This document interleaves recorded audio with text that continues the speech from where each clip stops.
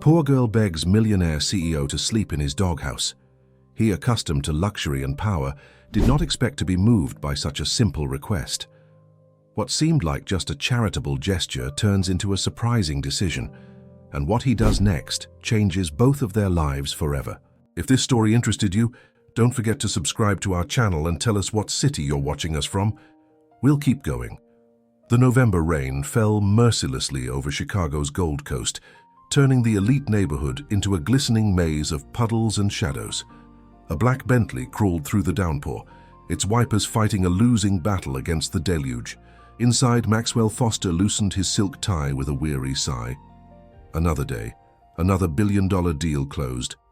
At 52, he had amassed more wealth than most small countries, built a corporate empire that spanned continents, and yet returned each night to a mansion as empty as his personal life. The car turned into the private driveway leading to his lakefront estate, a modernist monument of glass and stone that architectural magazines had featured multiple times. As the vehicle approached the imposing gate, the headlights illuminated something unusual. A small figure huddled against the stone wall. "Stop the car," Max ordered, peering through the rain-streaked window. His driver, Thomas, looked concerned. "Sir, in this weather, I said stop." The Bentley halted. Max grabbed an umbrella and stepped out, the wind immediately assaulting him. As he approached the wall, he realized the figure was a child, a girl, perhaps 9 or 10 years old, drenched to the bone, wearing clothes several sizes too large. "Hey there," he called out, trying to soften his naturally commanding voice. The girl looked up, revealing a face that, despite being streaked with rain and dirt, held a dignity that stopped Max in his tracks. Her eyes, large and intelligent, assessed him without fear. "Can I please sleep in your doghouse tonight?" Her voice was clear despite her shivering. "I won't make any noise. You won't even know I'm there." Something shifted in Max's chest, a recognition distant but visceral. Those eyes reminded him of himself 4 decades ago, when he'd slept in alleyways and under bridges, before a stroke of luck and relentless determination had propelled him out of poverty. "I don't have a dog," he replied, surprising himself with the gentleness in his tone. "Oh." Disappointment clouded her face, but she nodded with the resignation of someone used to hearing no. "But I have a guest room," Max heard himself say. "Several, actually." The girl looked at him skeptically. "I don't go with strangers." A smile tugged at the corner of his mouth. Her street smarts reminded him of his younger self, too. "Smart kid? How about this? My driver and housekeeper are both inside. You can meet them first, have some hot chocolate, and if you still don't feel safe, Thomas can drive you wherever you want to go. Deal?" She considered this, rain dripping from her tangled hair. "What's your name?" "Maxwell Foster. Friends call me Max. And you are?" "Lily," she replied after a moment's hesitation. "Lily Carter." Max extended his umbrella to cover her. "Well, Lily Carter, I think we both could use some dry clothes and warm food, don't you?" She stood up, revealing how truly small she was. Max resisted the urge to pick her up, sensing she needed to maintain her independence. Instead, he walked slowly beside her to the car, where Thomas waited with a confused expression. "Thomas, this is Lily. She'll be joining us tonight." The driver nodded, professional as always, though his eyes conveyed a million questions. Inside the mansion, Mrs. Reynolds, the housekeeper who had worked for Max for 15 years, took one look at the soaked child and sprang into action. "Goodness gracious, let's get you warmed up immediately, young lady." Lily stood in the marble foyer, water pooling around her worn sneakers, taking in the vaulted ceilings, crystal chandelier, and sweeping staircase. For the first time, her composure cracked, and she looked overwhelmed. "It's too much to take in at once," Max said quietly. "Focus on one thing at a time. Right now, dry clothes and food." She nodded gratefully. An hour later, wrapped in a fluffy bathrobe that swallowed her whole, hair still damp from a hot shower, Lily sat at the kitchen island. Mrs. Reynolds had prepared tomato soup and grilled cheese sandwiches, comfort food that seemed to ease the girl's tension. Max noticed how she ate, quickly, efficiently, as if the food might disappear. He recognized that too. "How old are you, Lily?" he asked casually. 10. She dunked a corner of her sandwich into the soup. "Almost 11. And where are your parents?" Her chewing slowed. My mom died when I was 6. Cancer. Dad left before I was born. I'm sorry to hear that, Max said, meaning it. Who's been taking care of you? My grandma. But she had a stroke hard. 3 months ago. They took her to a hospital, then a nursing home. Then they put me in Oakwood Children's Center because there was nobody else. And you ran away from Oakwood? Max asked, careful to keep judgment from his voice. Lily's eyes flashed. They treat you like a number there, all rules and schedules, and nobody actually sees you. Grandma always said being poor doesn't mean you can't have dignity. Her voice broke on the last word, and she quickly spooned more soup into her mouth. Max felt something shift inside him, a door opening to a part of himself he'd walled off decades ago. How long have you been on your own? 26 days, she answered precisely. I've been keeping count. Where have you been sleeping? She shrugged. Parks, mostly. Behind restaurants sometimes. I found a laundromat where I could stay warm on really cold nights until they closed. Max exchanged a glance with Mrs. Reynolds, whose eyes had grown misty. Well, he said decisively, tonight you'll sleep in a real bed. We can figure out the rest tomorrow. That night, after Mrs. Reynolds had settled Lily into a guest suite with fresh pajamas and a stack of books from Max's rarely used library, he sat in his office, staring out at the storm still raging over Lake Michigan. The sensible thing would be to call social services in the morning. A single businessman with no family and a 70-hour work week had no business taking in a child, and yet his phone rang, pulling him from his thoughts. The caller ID showed Eleanor Wade, his company's general counsel. Max, sorry to call so late. The Singapore team is balking at the terms of the merger. They want more board seats than we discussed. Tell them it's non-negotiable, he replied automatically, his mind still half focused on the child sleeping upstairs. I did, but they're threatening to walk. Can you join a call at 6 a.m. to smooth things over? Your charm seems to work wonders with the Lim family. Normally, this kind of crisis would consume him. Tonight, it felt distant, unimportant. Eleanor, I might need to take tomorrow morning off. Personal matter. The silence on the other end was so profound he could almost hear her shock. In 15 years, Maxwell Foster had never taken personal time. Is everything all right? She finally asked. Yes, just some unexpected circumstances.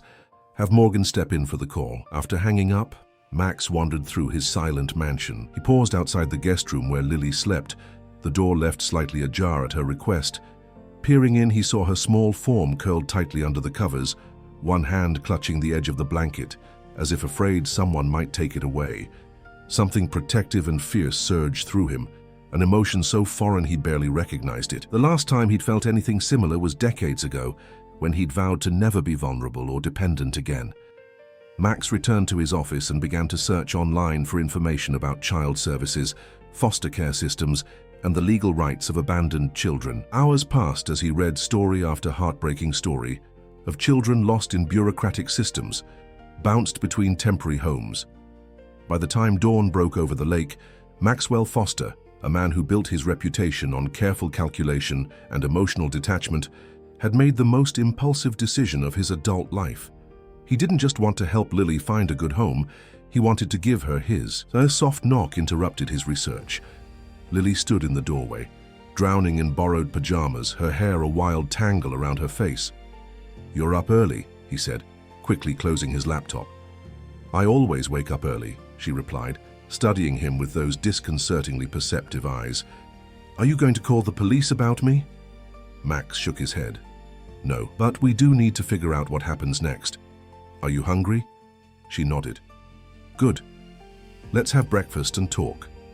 I have a proposition for you. As they walked toward the kitchen, Lily maintained a careful distance, still wary, still uncertain. But when Max gently placed a hand on her shoulder to guide her around a corner, she didn't pull away. It was a small thing, this moment of tentative trust. But to a man who had built walls around himself for protection, it felt monumental. Outside, the storm had finally passed, leaving behind a washed-clean world glittering with possibility. Within the mansion's walls, something new and fragile had begun to take root. Something that felt surprisingly like hope. The next few days unfolded in a surreal dance of adjustment.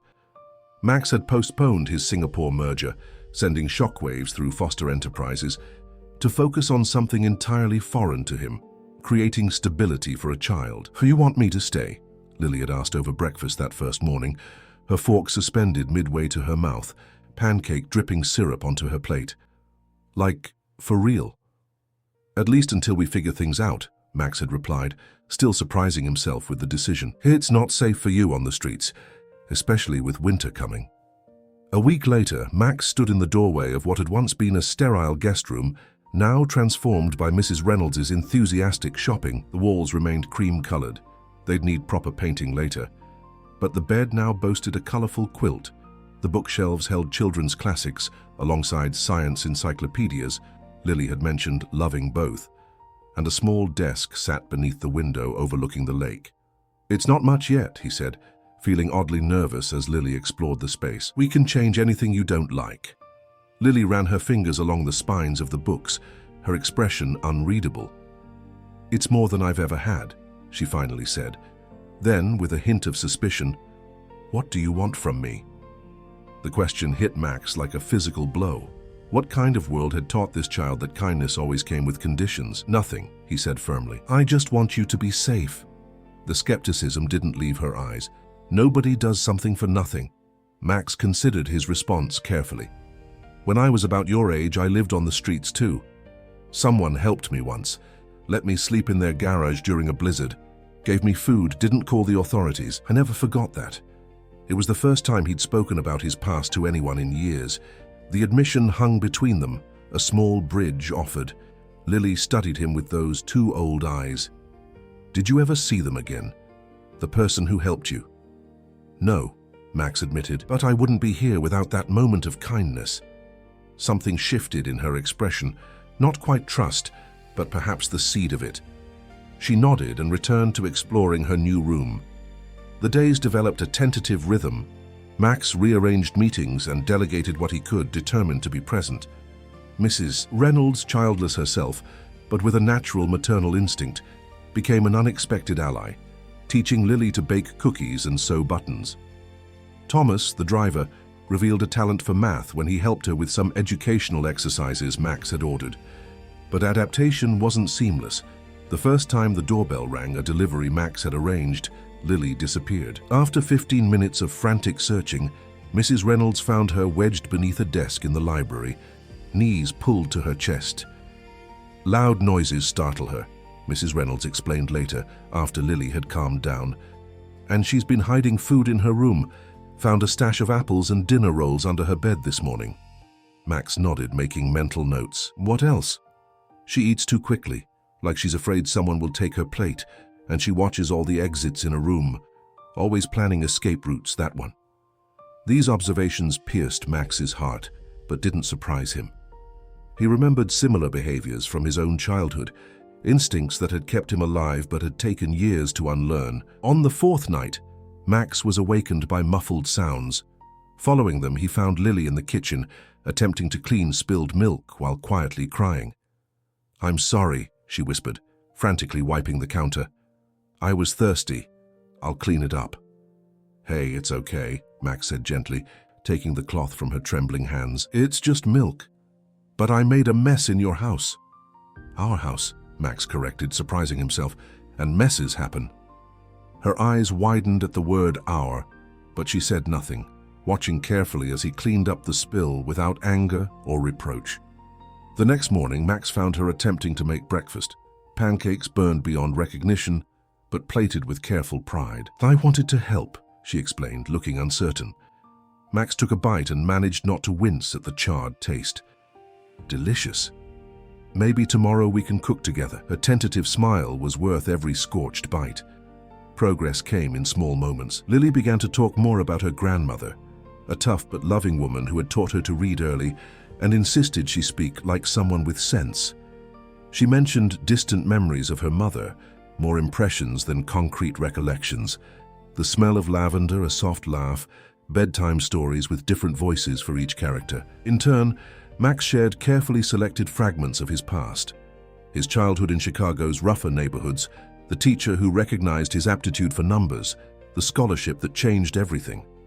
He omitted the darkest chapters, the hunger so severe it made him dizzy, the violence he'd witnessed, the brother he'd lost touch with after their paths diverged. The most remarkable transformation, however, was in the house itself.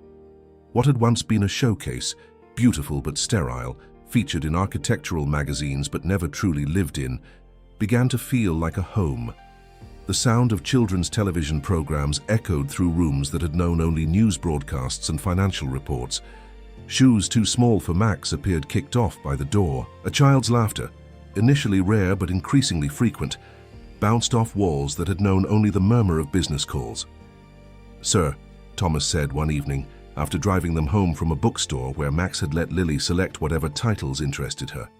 "I've worked for you for 12 years and I've never seen you smile this much."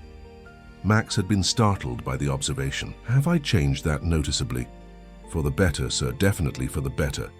By the end of the second week, Max had arranged for a private tutor to assess Lily's educational needs. She tested above grade level in reading and science, but needed support in mathematics. The tutor, Ms. Winters, a retired teacher with kind eyes and no-nonsense methods, seemed to connect instantly with Lily. "She's bright as a button," Ms. Winters told Max after their third session. "Hungry for knowledge, but there are gaps. Inconsistent schooling, I'd wager. And she's guarded, watches for reactions before she speaks." "She's been through a lot," Max replied. "Haven't we all?" Ms. Winters said with a knowing look that made Max wonder if she somehow saw through his carefully constructed facade. "But children are resilient, Mr. Foster. Given stability and love, they can overcome remarkable obstacles." Love. The word hung in the air, unfamiliar and intimidating. Max had built an empire on strategy and cold calculation. Love had never factored into his equations. Yet that evening, when he found Lily in the library reading to a potted plant, "Grandma said plants grow better when you talk to them," she explained without embarrassment. Something warm and unfamiliar expanded in his chest. When she looked up and genuinely smiled at him for the first time, the feeling intensified into an almost physical ache. "Want to play hide and seek?" she asked suddenly, setting her book aside. "Grandma and I used to play all the time in our apartment, even though it was tiny." Max blinked, trying to remember the last time he'd played anything. "I'm not sure I remember how." Lily rolled her eyes with the magnificent disdain only children can muster. "It's not complicated. You count, I hide, you find me. I have conference calls and—" "You're too serious," she declared, interrupting him without hesitation. "That's what Grandma would say. Life's too short to be serious all the time, Lily girl." The echo of her grandmother's wisdom, delivered in Lily's solemn imitation, broke through something in Max. He found himself nodding. "All right, one game, but this place is big. We need boundaries." Her face lit up. "Just this floor and no hiding in closets or bathrooms. That's cheating." 20 minutes later, Mrs. Reynolds came upon an unprecedented sight. Maxwell Foster, billionaire CEO, crawling on hands and knees to peek under a sofa, his tie askew and a look of determined concentration on his face. "She's good at this," he explained somewhat sheepishly. Mrs. Reynolds merely smiled and pretended she hadn't seen Lily's shoes peeking out from behind the curtains in the adjacent room. That night, Max made calls to his legal team about temporary guardianship options. Eleanor Wade, still adjusting to this new version of her boss, asked the question others at Foster Enterprises were whispering. "Max, are you sure about this? Taking in a child it's not a business decision you can pivot from if the markets change." "I'm aware," he replied, watching through the window as Lily helped Mrs. Reynolds water the garden plants on the terrace. "The board is concerned about your focus." "The board works for me, not the other way around," Max reminded her, a hint of the steel that had built his empire returning to his voice. "Now, about those guardianship papers." Later, as he tucked Lily into bed, another new ritual that both still found slightly awkward but increasingly necessary, she asked the question he'd been dreading. "How long can I stay?" Max sat on the edge of her bed, choosing his words carefully. "How long would you like to stay?" She twisted the edge of her quilt, not meeting his eyes. "Until you get tired of me, I guess. People usually do." "Lily, look at me," Max said gently. When she raised her eyes, he continued, "I'm not going to get tired of you. I'd like you to stay as long as you want to. I'm looking into making it official. Temporary guardianship to start with." Hope and wariness battled in her expression. "What does that mean?" "It means no more running, no more shelters. It means This is your home now." She absorbed this, her small face serious. "What if someone comes looking for me? From Oakwood?" The question sent a chill through Max. In his focus on building this new reality, he'd pushed aside the legal complications. Lily was technically a runaway from state care. There would be records, protocols, systems that would eventually catch up to them. "If they do," he said with more confidence than he felt, "we'll handle it together, I promise." The promise felt weighty, absolute. Max had built his reputation on never making promises he couldn't keep. "Okay," Lily said finally, a whisper of trust in her voice that felt like both a gift and a tremendous responsibility. After she fell asleep, Max stood in her doorway watching the gentle rise and fall of her chest, the way one hand still clutched the edge of her blanket, even in sleep. In just 2 short weeks, this child had upended every certainty in his carefully ordered life. And strangely, he wouldn't have it any other way. The knock came on a Tuesday afternoon, exactly 3 weeks and 2 days after Lily had appeared at Max's gate. 3 sharp official raps that seemed to echo through the mansion with ominous finality. Max was on a video call in his home office, discussing quarterly projections with his executive team, when Mrs. Reynolds appeared in the doorway. Her face, usually composed, conveyed unmistakable alarm. "Mr. Foster," she said, her voice tight, "there are officials at the door. From Child Protective Services. They're asking about Lily." The room seemed to tilt momentarily. Max had known this moment might come, had even begun preparing for it legally, but not this soon. Not before he'd secured the temporary guardianship his lawyers were working on. "I need to call you back," he told the screen of confused executives before disconnecting. He found Lily in the kitchen helping Mrs. Reynolds prepare cookie dough, flour dusting her cheeks and a smile that vanished the instant she saw his expression. "Go upstairs to your room, sweetheart," Mrs. Reynolds said gently.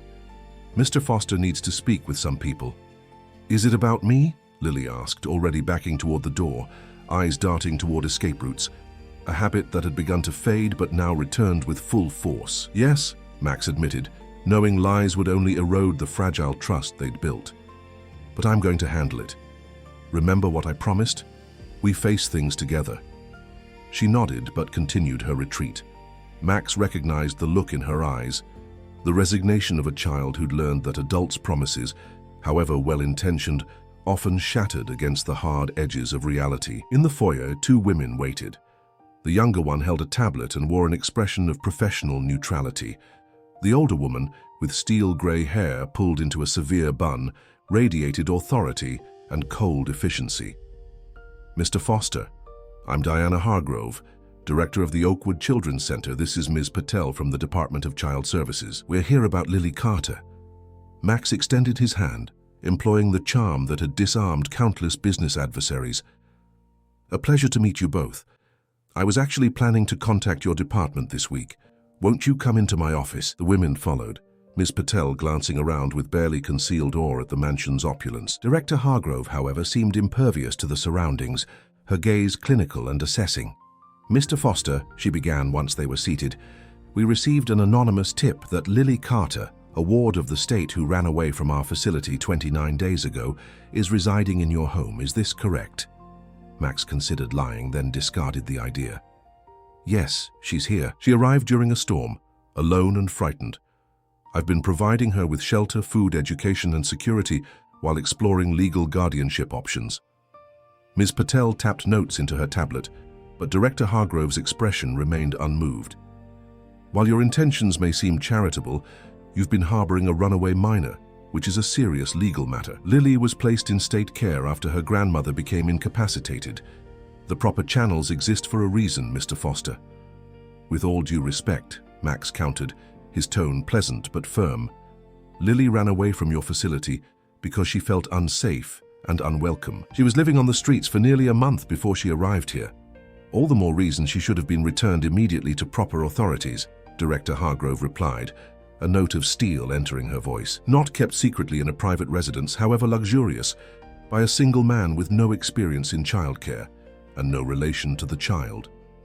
The implication stung, but Max maintained his composure. "I've provided Lily with stability, education, and care.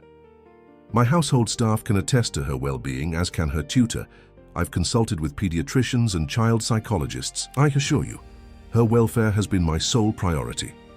Miss Patel looked somewhat mollified, but Director Hargrove remained unmoved. "Regardless of your intentions, Mr. Foster, the law is clear. Lily Carter is a ward of the state. She must return to appropriate state-supervised care, while any guardianship application you wish to submit goes through proper channels." "She's finally feeling secure here," Max argued, abandoning some of his carefully cultivated restraint. "Uprooting her again would be traumatic. We're trained professionals, Mr. Foster. We understand childhood trauma far better than a businessman, however successful." The director's tone was dismissive. "We'll need to see the child now." Max felt cornered. "May I speak with her first, to prepare her?" Director Hargrove checked her watch. 5 minutes. Max found Lily exactly where he expected. Under her bed, the hiding spot she retreated to when frightened. Only her eyes were visible in the shadows. "They're going to take me away, aren't they?" Her voice was small but eerily calm, as if she'd been expecting this betrayal all along. Max knelt beside the bed. "They want to, yes, but I'm not giving up. This is just a setback." "You promised." The accusation in those 2 words cut deeper than any business rival's attack ever had. "I know, and I meant it, but sometimes keeping promises takes longer than we want." Max extended his hand. "I need you to be brave now. Can you do that?" After a long moment, her small hand reached out to take his. As they walked downstairs together, her fingers gripped his with almost painful intensity. In the living room, Director Hargrove's clinical gaze swept over Lily, noting her clean clothes, healthy appearance, and the defensive way she pressed against Max's side. "Hello, Lily," the director said, her tone softening marginally. "Do you remember me from Oakwood?" Lily nodded but said nothing. "You've caused quite a lot of concern, young lady. Running away is dangerous and against the rules." "I didn't like it there," Lily stated flatly. "Nobody saw me." The director's lips thinned. "We see all our children. We have procedures and protocols designed for your well-being." "I want to stay here," Lily said, her voice gaining strength. "With Max, he sees me." Ms. Patel looked between the child and the businessman, clearly noting their connection. Director Hargrove, however, remained unmoved. "I'm afraid that's not possible right now, Lily. You need to come with us while Mr. Foster applies for guardianship through proper channels, if that's truly his intention." "It is," Max interjected firmly. "My lawyers are already preparing the paperwork." "Then you have nothing to worry about," the director told Lily with a smile that didn't reach her eyes. "If Mr. Foster is approved as a suitable guardian, you can return. But for now, you need to come with us." "No!" Lily's composure cracked. She wrapped her arms around Max's waist. "Please don't make me go back, please." The desperation in her voice shredded Max's heart. He knelt to her level, gently holding her shoulders. "Lily, look at me. This isn't forever. I will get you back, I promise, no matter what it takes." "You already promised," she cried, tears streaming now. "You said we'd handle it together." "And we will," Max insisted, his own voice rough with emotion. "But right now we have to follow their rules. I'll visit you, I'll call, I'll send letters, and I'll be working every minute to bring you home." Miss Patel looked increasingly uncomfortable with the scene. Even Director Hargrove's certainty seemed to waver momentarily. "Perhaps," Miss Patel suggested tentatively, "we could arrange an expedited home study considering the circumstances." Director Hargrove shot her a quelling look. "Procedures exist for a reason, Ms. Patel. No exceptions." She turned to Max. "You may visit during regular visiting hours once she's settled. Lily, please collect any essential belongings." "Everything I need is here," Lily whispered, still clinging to Max. "Then we'll be going," the director stated. Mrs. Reynolds appeared in the doorway, clutching a small backpack. "I've packed some things for her," she said, her voice unsteady. "Her favorite books, the sweater she likes, her hairbrush." Max gave her a grateful look before turning back to Lily. From his pocket, he withdrew a small stuffed bear he'd purchased just days earlier, planning to give it to her that evening. "Take this with you," he said, pressing it into her hands. "So you'll remember that you have a home waiting for you here, always." Lily clutched the bear to her chest but said nothing more, her expression shuddering, retreating behind walls that Max recognized all too well, the protective barriers of a child who'd learned that attachment leads to pain. As the social workers led her toward the door, Max followed.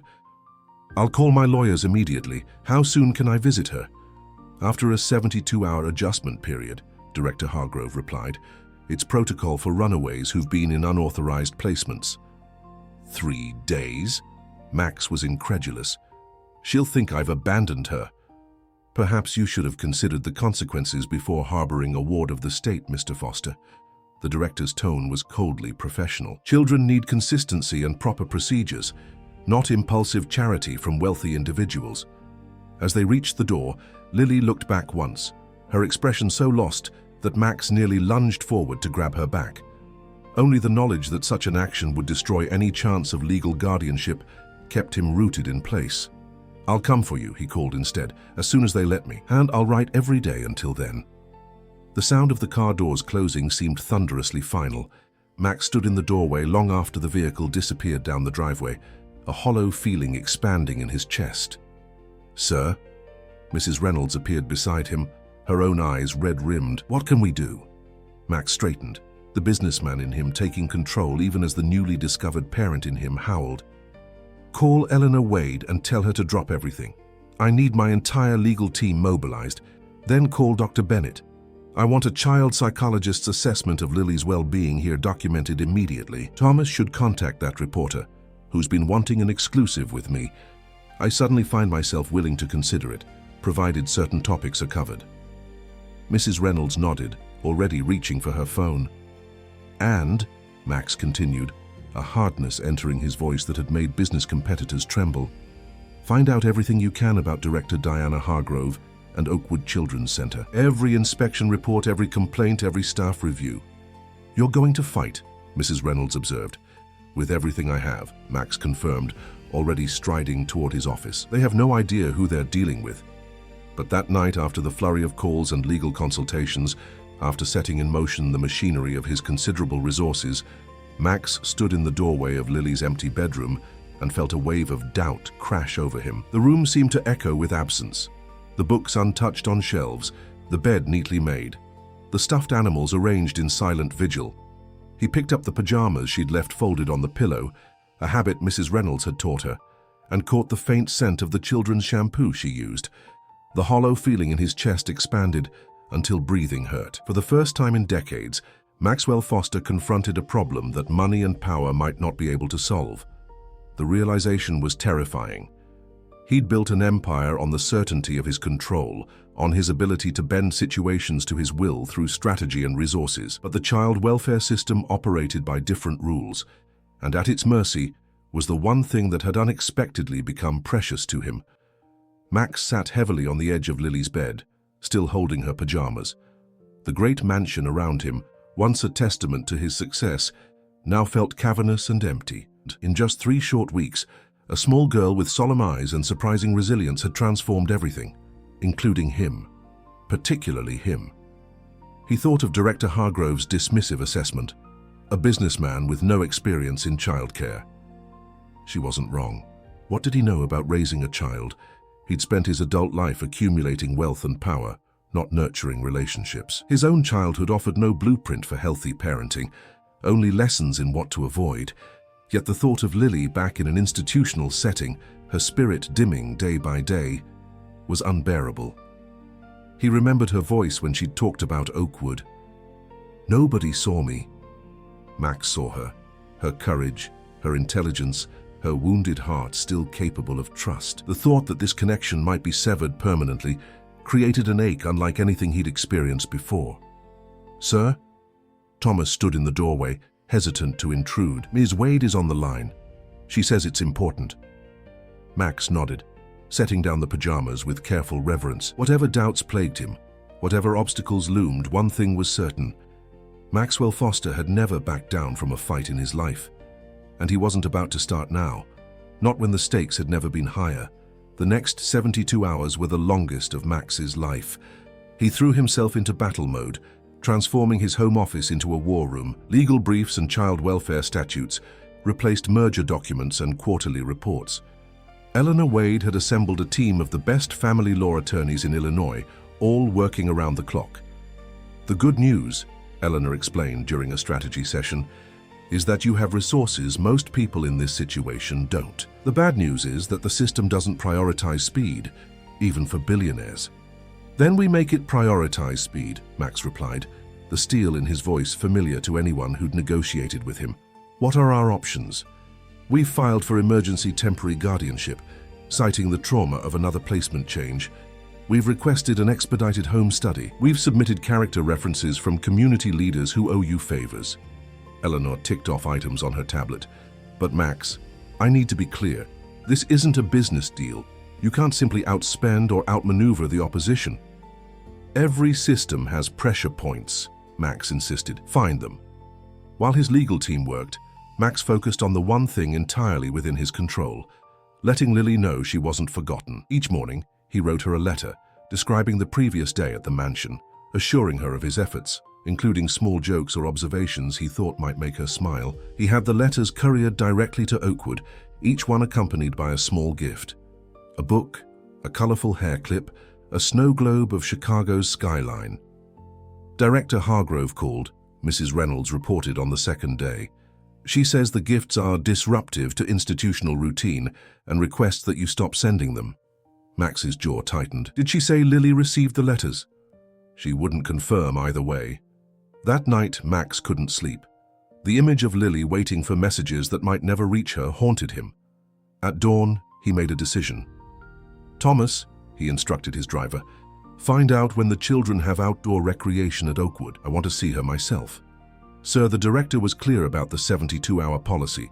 I won't approach her or violate their rules. I just need to see that she's all right. That afternoon, Max sat in his parked Bentley across from Oakwood Children's Center, a large institutional building with fenced grounds that looked more prison-like than nurturing. When a group of children emerged into the playground, he scanned anxiously for Lily's familiar figure. He finally spotted her sitting alone on a bench, shoulders hunched, the stuffed bear he'd given her clutched to her chest. Even from a distance, the change in her was evident. The spark diminished, the wariness returned. She didn't join the other children in play, instead watching the gate as if waiting for someone. Waiting for him, Max realized with a pang that felt physical.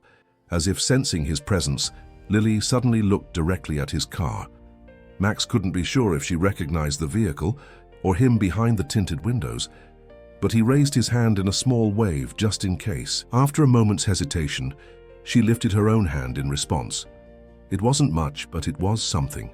A connection maintained across the barriers between them.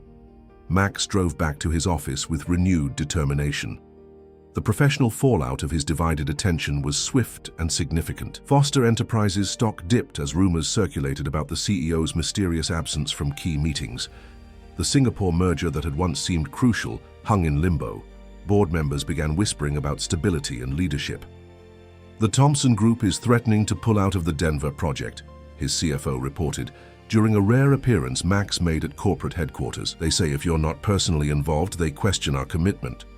Let them pull out, Max replied dismissively, reviewing guardianship documents between meetings. Max, that's a $340 million deal. Then they're bluffing. Call them back, offer a 2% concession and tell them I'll join by video conference next week. Similar fires erupted across his business empire. Competitors, sensing weakness, moved in on deals. Partners demanded reassurance. The board of directors requested an emergency meeting to discuss recent concerning developments. Max had built his reputation on being personally involved in every major decision, on working 18-hour days and never taking vacations. Now, for the first time, Foster Enterprises was not his sole priority. The business world noticed and worried. Your 3 o'clock is here, his assistant announced, interrupting a tense call with investors. Who's my 3 o'clock? Max asked, genuinely unable to remember. Howard Mitchell, chairman of the board. Max suppressed a groan. Howard had been a mentor once, but in recent years had become more hindrance than help, constantly fretting about shareholder value and traditional business practices. Maxwell, Howard began without preamble, settling his considerable bulk into the chair across from Max's desk. What the hell is going on? I'm hearing rumors about you adopting some street urchin, neglecting the Singapore deal, and holding up with family lawyers instead of focusing on the Thompson crisis. Max bristled at the description of Lily. I'm exploring guardianship of a child, yes. And I've delegated the Singapore negotiations to Morgan, who is perfectly capable. Howard's bushy eyebrows rose toward his receding hairline. Delegated? Since when do you delegate anything? This company was built on your personal involvement. Perhaps that was a weakness in our organizational structure, Max countered. No company should be so dependent on one individual. This isn't about organizational theory. It's about you suddenly throwing away everything you've built for some charity project. Max felt a dangerous calm settle over him, the kind that preceded his most ruthless business decisions. Lily is not a project. She's a child who needs a home, and I'm in a position to provide one. At what cost? The board is meeting tomorrow to discuss a temporary leadership transition. There's talk of asking you to take a leave of absence until this situation is resolved. They can certainly try, Max replied, his tone making it clear what he thought of such an attempt. Howard leaned forward, his expression softening slightly. Max, I've known you for 20 years. You've never shown the slightest interest in family or children. What's this really about? Midlife crisis? Guilt over all that money? There are better ways to give back. Start a foundation, fund a scholarship. Hell, build an entire orphanage if you want, but don't throw away everything for one random child. The suggestion that his connection to Lily could be reduced to a crisis or guilt sparked something dangerous in Max. Howard, I value our history, so I'm going to say this once, calmly. My personal decisions are not up for debate or committee approval. I built this company from nothing. I own controlling interest. If the board is unhappy with my leadership, they're welcome to tender their resignations. The chairman's face flushed. This isn't you talking. The Maxwell Foster I know would never jeopardize his life's work over sentimentality. Maybe you never really knew me, Max replied quietly.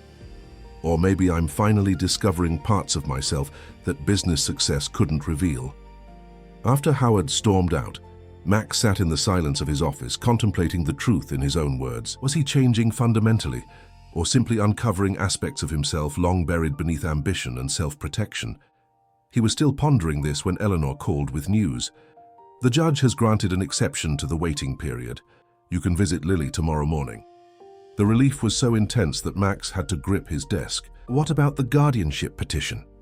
Still working through channels, but this is a positive sign.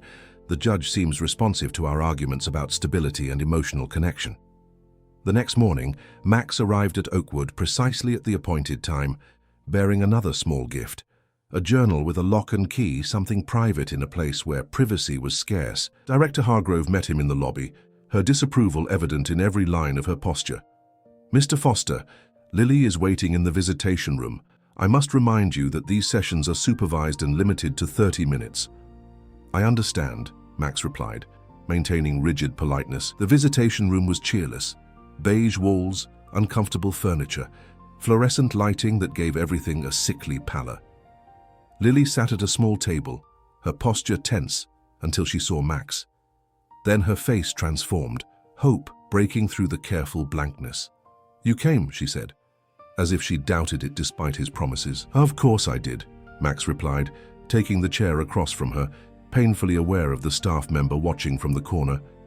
As soon as they allowed it. Did you get my letters? He asked, noticing the tightness around her eyes, the shadows beneath them that suggested sleep wasn't coming easily.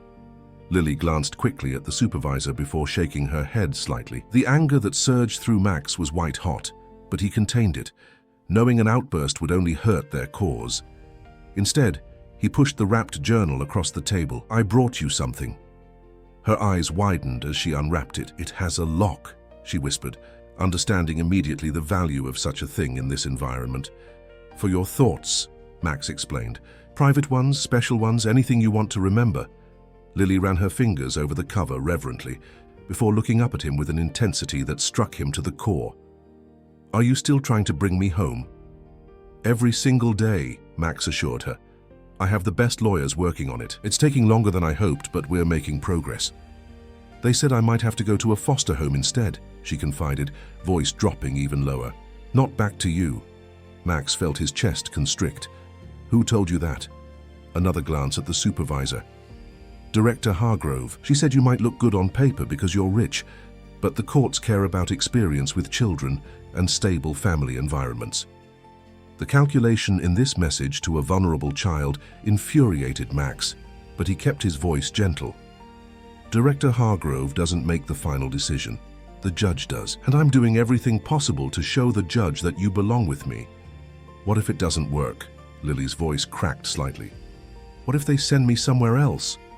Max reached across the table to cover her small hand with his. Then I'll keep fighting. I won't stop until you're home, Lily, no matter how long it takes.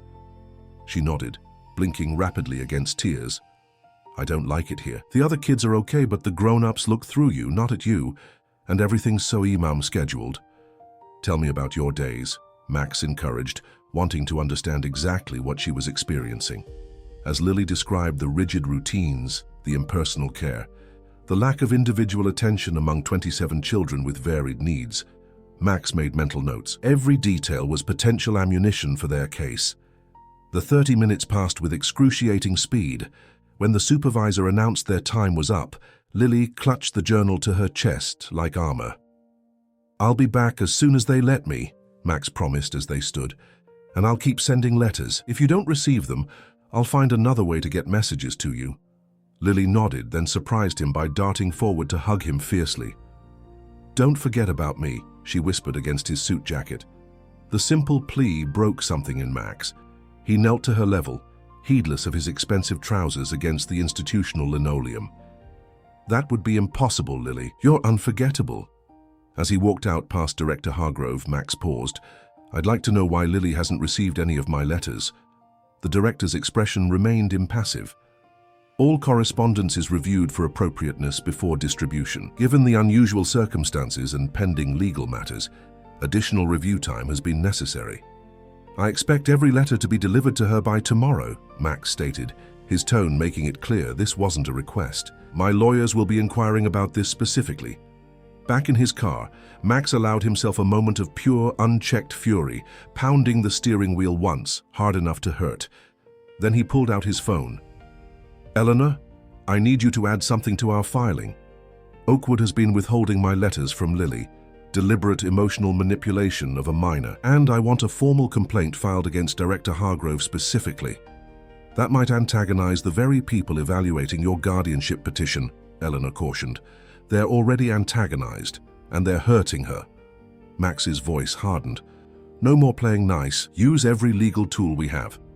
That evening, the board's threatened meeting took place without Max, who sent a simple message. Any decisions made in my absence regarding my position will result in immediate legal action against each board member individually. Howard called afterward, apoplectic. You can't threaten the board this way? What's happened to you, Max? What indeed, Max wondered as he ended the call.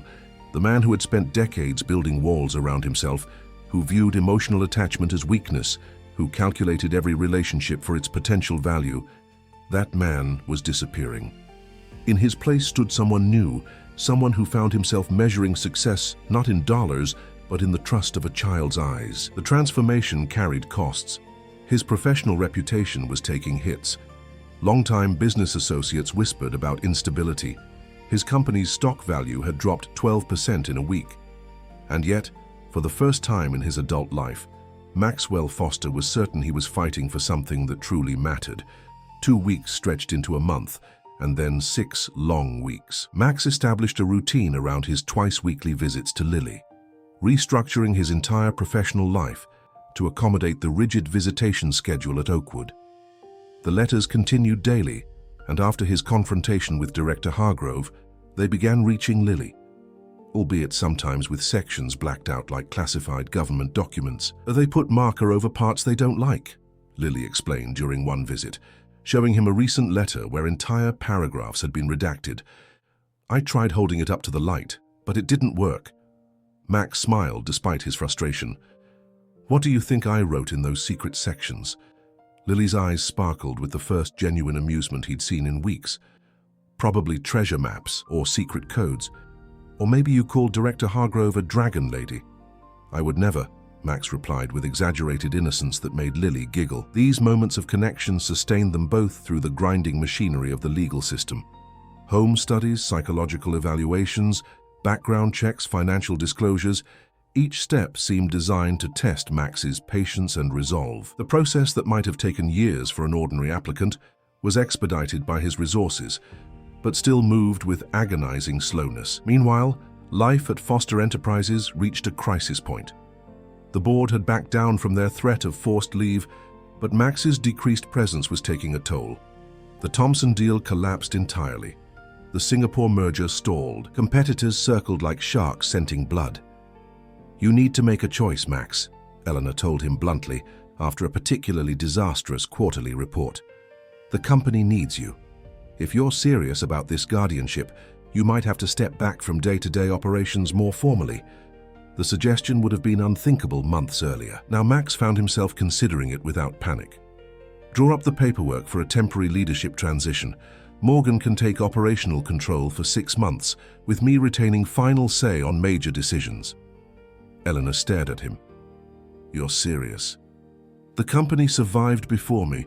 It can survive without my constant attention." Max turned back to the guardianship documents on his desk. "This can't wait. She can't wait." The change in leadership was announced the following Monday. Business media erupted with speculation. Foster Enterprises stock dropped another 8% before stabilizing. Industry insiders whispered about health problems, mental breakdowns, or secret scandals.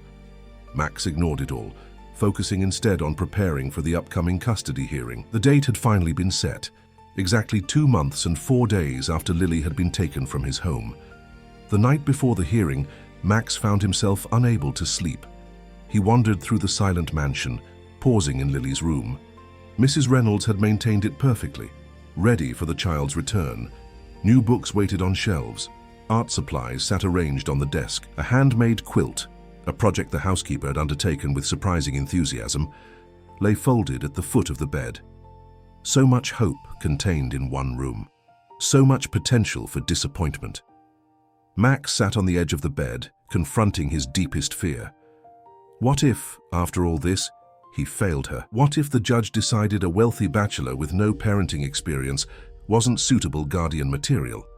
What if Lily ended up in the foster system, bounced between temporary homes, the brightness in her dimming with each transition? The thought was unbearable. His phone chimed with a text, unusual at this late hour. It was from Eleanor. "Just received notice. Hargrove filed a last-minute character statement against your petition. Claims your recent erratic business behavior demonstrates instability. We'll counter tomorrow, but be prepared." Max set the phone down, unsurprised. The director had made her opposition clear from the beginning. She viewed him not as a potential parent, but as a wealthy dilettante playing at charity. Or worse, a suspicious character with questionable motives. "She's not entirely wrong," Max murmured to the empty room. His behavior had been erratic by his previous standards. He'd threatened his board, neglected deals, upended priorities. By every metric he'd once valued, he was failing. Yet by the metrics that suddenly mattered most, Lily's trust, her well-being, her future, he was finally succeeding at something genuinely important. The realization settled something within him. Whatever happened tomorrow, Max knew with absolute certainty that fighting for Lily was the right choice. Perhaps the first truly selfless choice he'd made in his adult life. With that thought, he finally found sleep. The courthouse loomed cold and imposing the next morning. Max arrived early, impeccably dressed in his most conservative suit, joined by Eleanor and 2 family law specialists.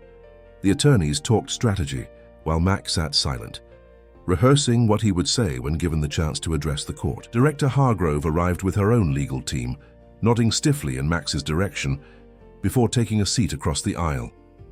The social worker, Ms. Patel, slipped in moments later, looking uncomfortable caught between the opposing sides. "All rise," the bailiff called, as Judge Rosemary Martinez entered. A stern-looking woman in her 60s with shrewd eyes and a reputation for no-nonsense efficiency. The proceedings began with formal introductions and procedural matters. Max tried to focus, but found his attention continually drawn to the door. Where was Lily? Wouldn't she be part of this hearing? As if reading his thoughts, Eleanor leaned over. "They'll bring her in when the judge is ready to hear from her. Standard procedure to minimize a child's time in court." The attorneys presented their arguments. Foster's legal team emphasized the strong bond formed between Max and Lily, the stable home environment, the educational opportunities, the child's expressed wish to return to his care. They presented expert testimony from psychologists about the damage of multiple transitions and the importance of honoring existing attachments. The state's attorneys countered with concerns about Max's lack of parenting experience, his demanding career, and the unorthodox way the relationship began. Director Hargrove's statement about his erratic business decisions was entered into evidence, along with speculation about his psychological stability. Your Honor, Eleanor argued, Mr. Foster's decision to prioritize a child's welfare over temporary business interests demonstrates exactly the kind of commitment that makes for excellent guardianship. Many parents must balance career and family. Mr. Foster has shown he's willing to put family first when necessary. The arguments continued. Legal points countered with other legal points, precedents cited and distinguished, the fate of a child reduced to procedural technicalities. Max felt increasingly frustrated by the clinical distance of it all. Finally, Judge Martinez held up her hand.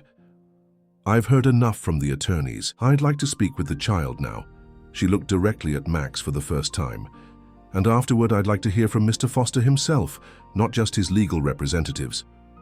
A side door opened and Lily entered, escorted by a court officer. She wore a simple blue dress, new, Max noted, not something he recognized, and her hair had been neatly braided. She looked small and solemn, but her eyes lit up when she saw Max. He offered an encouraging smile as she was led to the witness stand. Judge Martinez spoke gently to Lily, explaining that she just wanted to ask a few questions to help make her decision. You're not in trouble and there are no wrong answers, she assured the child. I just want to understand how you feel. Lily nodded, her hands clasped tightly in her lap. Lily, can you tell me about living with Mr. Foster? The judge asked. The girl's answer came without hesitation. It was the first place that felt like home since Grandma got sick. He gave me my own room and books and a tutor, but it wasn't just the stuff. He listened to me. He played hide and seek even though he said he was too old for games. He tried to eat my pancakes when they were all burned and pretended they tasted good. A soft ripple of laughter moved through the courtroom. Max felt a lump form in his throat. What about before you lived with Mr. Foster? The judge continued. Can you tell me about that time? Lily's posture stiffened slightly. After Grandma went to the hospital, I was at Oakwood. It was unorganized, but nobody had time to really see you. Then I ran away and I was on the streets. That was scary. But sometimes scary freedom feels better than safe invisible. Judge Martinez nodded thoughtfully. That's a very grown-up observation, Lily. Now what would you like to happen? Where would you like to live? With Max, Lily answered without hesitation. In our house. The simple possessive pronoun, our, landed like a physical weight in Max's chest. Why? The judge pressed. What makes living with Mr. Foster different from other places you could go? Lily considered this carefully. Before I met him, I thought being safe meant having food and a roof. But real safe is when someone sees who you really are and wants you anyway. She glanced at Max. He sees me, and I see him too. Not just the rich part or the business part. The part that was lonely, like me. The eloquence of this child never ceased to amaze Max. She had articulated something he himself hadn't fully recognized until that moment. That their connection wasn't just about what he could give her, but about mutual recognition of a shared wound. After a few more questions, the judge thanked Lily. You've been very helpful. You can wait outside with Ms. Patel now while I speak with the adults. As Lily was escorted out, she paused briefly beside Max, reaching out to squeeze his hand. The simple gesture of reassurance, her comforting him, nearly undid his carefully maintained composure. Mr. Foster, Judge Martinez said once Lily had left, I'd like to hear from you directly. Why do you want guardianship of this child? Max stood, straightening his tie as he approached the front of the courtroom. He had prepared remarks, carefully crafted with his legal team, but as he faced the judge, those words fell away. Your Honor, 6 months ago, I would have told you my life was complete. I had everything society tells us matters: wealth, power, success. But the truth is, I was hollow inside. I'd built an empire, but no home. He paused, gathering thoughts that felt raw and unfamiliar to express aloud. When Lily appeared at my gate that night, something shifted. It wasn't pity or charity that made me take her in. It was recognition, I saw in her the same desperate dignity I once had, the determination to maintain humanity despite circumstances. But she has something I lost somewhere along the way. An openness, a capacity for joy despite pain. Max took a breath, aware that the courtroom had gone very still. I'm not perfect. I don't have parenting experience. My career has been my identity for decades, but I know what it's like to be alone in the world, to feel invisible, and I know what it's like to finally be seen by someone who cares. He gestured toward the door where Lily had exited. She thinks I saved her that night, but the truth is, she saved me. She reminded me what matters. She made my house a home. She made me want to be better than I am. Director Hargrove shifted in her seat, clearly uncomfortable with the emotional turn of the proceedings. Max pressed on. I can provide Lily with education, opportunities, material comfort, yes. But more importantly, I can give her stability, acceptance, and love. Not the kind of love that's easy or convenient, but the kind that shows up, that fights, that puts someone else's needs first. He looked directly at the judge. I've restructured my entire life to make room for her. I'll continue to do whatever it takes to be the guardian, the father she deserves. Judge Martinez studied him for a long moment. Your companies have lost considerable value since you began this guardianship pursuit. Does that concern you? Stock prices recover, Your Honor. Childhoods don't. Companies can be rebuilt. Trust, once broken, is much harder to restore. The judge nodded, making a note. Director Hargrove suggests your recent behavior indicates instability. How do you respond? I would suggest it indicates exactly the opposite. For the first time, I'm making decisions based on what truly matters, not just what profits. If prioritizing a child's welfare over quarterly earnings is unstable, then perhaps our definition of stability needs reconsideration. A ghost of a smile touched the judge's lips. Well said, Mr. Foster. She turned to Director Hargrove. Director, would you like to make a final statement? The director rose, her posture rigid with conviction. Your Honor, while Mr. Foster's sincerity is not in question, good intentions don't equate to good parenting. The child welfare system exists to ensure proper placements through established protocols. Mr. Foster circumvented those protocols from the beginning by harboring a runaway. His recent professional upheaval demonstrates impulsivity, not stability. Lily deserves a traditional family environment with experienced foster parents, not a single businessman's well-intentioned experiment. The words stung, but Max kept his expression neutral. The director wasn't being deliberately cruel. She genuinely believed she was advocating for Lily's best interests as she understood them. Judge Martinez spent several minutes reviewing her notes before looking up.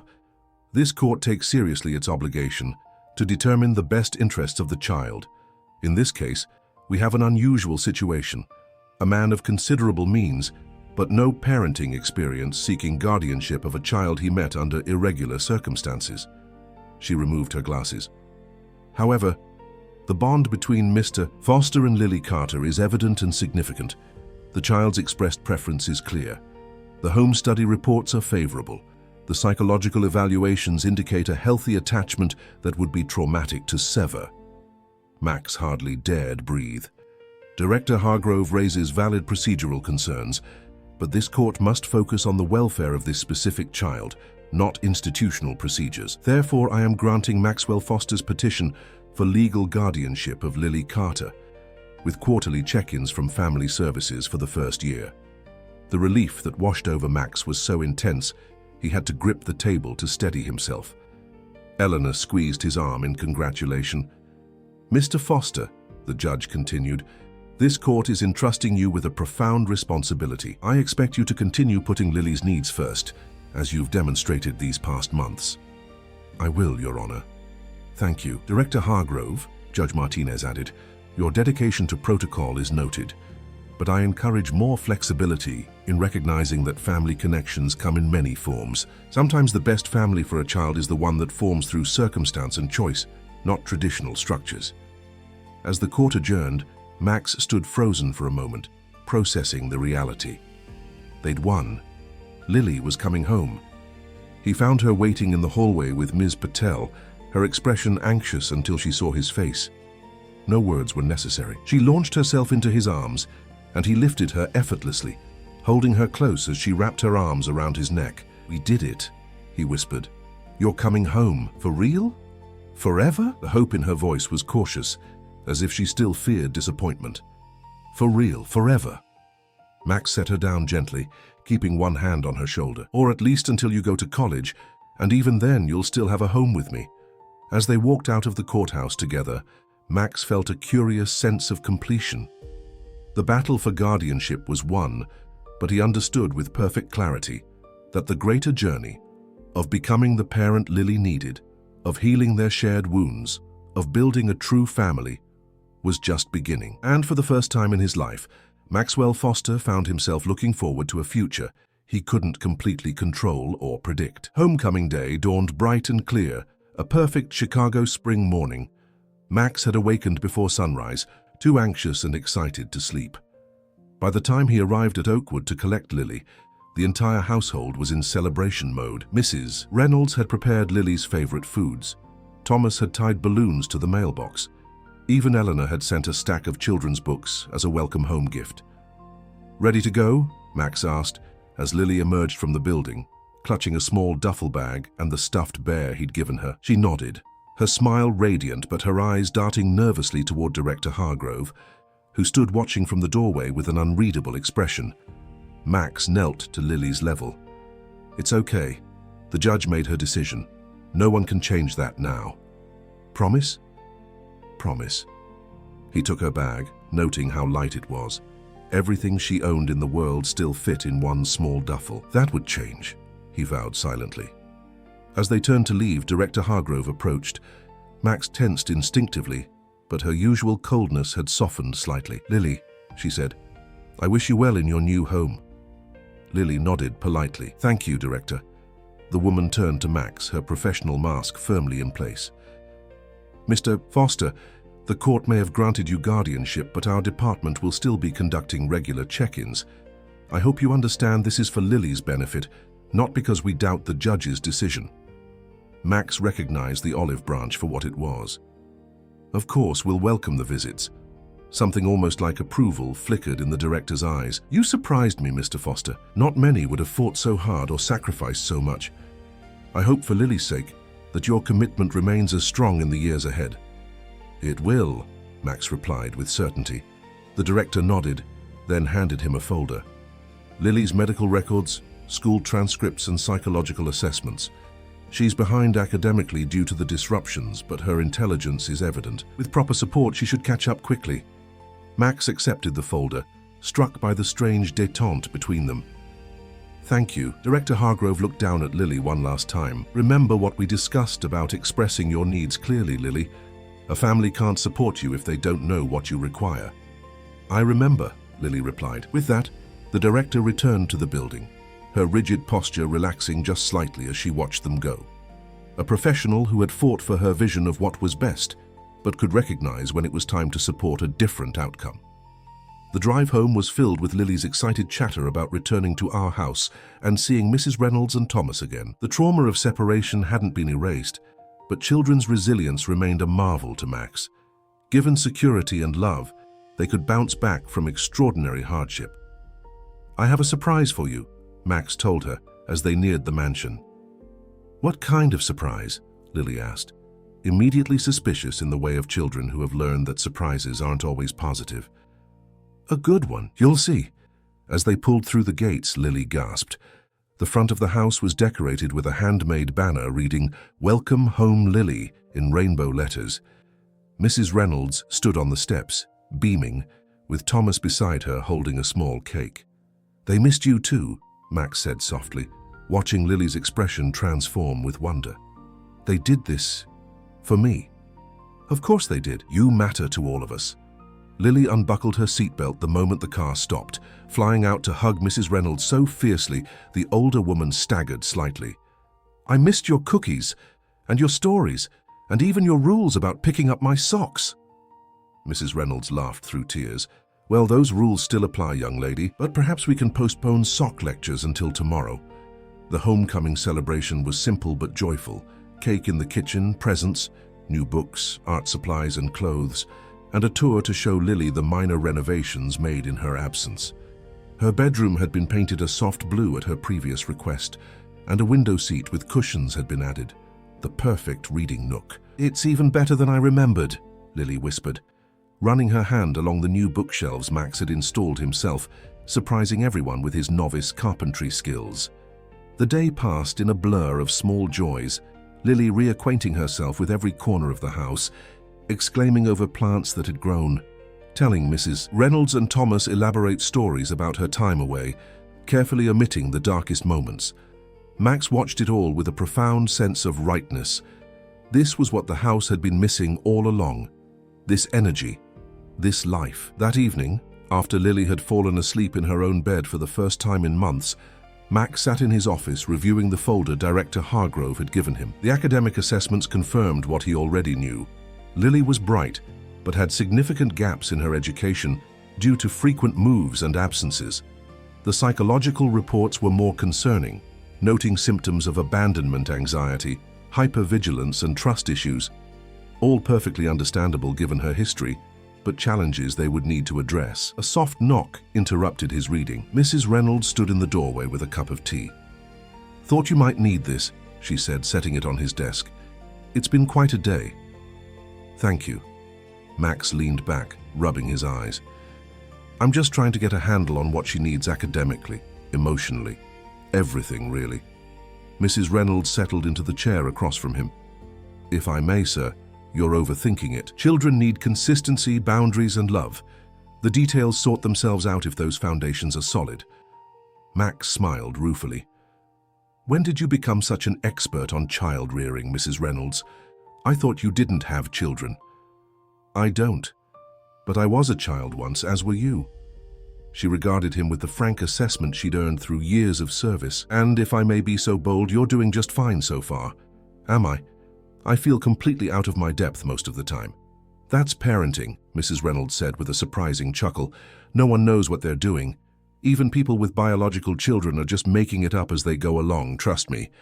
This perspective was oddly comforting. Max had approached parenthood as he did business, researching, planning, strategizing. The idea that some improvisation was not just acceptable but normal eased a pressure he hadn't realized he was carrying. "There is one other matter," Mrs. Reynolds said, her tone shifting slightly. "That call you asked me to make to your brother, I found him." Max went very still. "Where?" "Minneapolis. He owns a small construction company there. Married, 3 children." The information landed like a physical weight. James, his younger brother. They hadn't spoken in almost 25 years, not since their paths had diverged so dramatically. Max to college on scholarship, James to the streets and eventually prison for a non-violent offense. By the time James had been released, Max had been building his first company. Too ashamed of his humble origins to reconnect with the brother who embodied the past he was trying to escape. "Did you tell him about me?" "About Lily?" "No, sir. I simply confirmed his location as you requested. What happens next is entirely your decision." Max nodded, grateful for her discretion. "Thank you, Mrs. Reynolds. That will be all for tonight." After she left, he sat in the quiet of his office, contemplating choices and consequences. During one of their visits at Oakwood, Lily had asked if he had any family. The question had caught him off guard. "Not really," he'd answered, the lie bitter on his tongue. "Not anymore." Lily had studied him with those perceptive eyes. "That's sad. Everyone should have someone. If I deserve a family, you do too." The simple wisdom had haunted him for weeks, eventually prompting him to ask Mrs. Reynolds to locate James. But now that she had, fear gripped him. What would his brother think of the man he'd become? Would he see a successful businessman who'd left his past behind, or a coward who'd abandoned his only family? More importantly, what example was he setting for Lily if he preached the importance of family while denying his own? Max's thoughts were interrupted by a small sound from the hallway. He looked up to find Lily standing in the doorway in her pajamas, looking uncertain. "Can't sleep?" he asked gently. She shook her head. "The bed feels too big after there." Max understood immediately. After months in an institutional setting with minimal privacy but constant background noise, the silence and space of her own room might feel overwhelming rather than comforting. "Want some company for a while?" She nodded, relief evident in her posture. Max patted the sofa against the wall of his office. "Come sit. I have some work to finish, but I can do it while you get sleepy again." Lily curled up on the sofa, wrapped in the throw blanket kept there for Max's occasional late nights. "What are you working on?" she asked through a yawn. "Just reading some reports," he answered vaguely, closing the folder with her psychological assessment. "About me?" Max hesitated, then nodded. "Yes, about school and things like that. Am I in trouble for being behind?" The worry in her voice was palpable. "No, of course not. None of that is your fault." Max moved to sit beside her on the sofa. "But I want to make sure you have everything you need to catch up and thrive." She leaned against his side, a gesture of trust that still surprised him.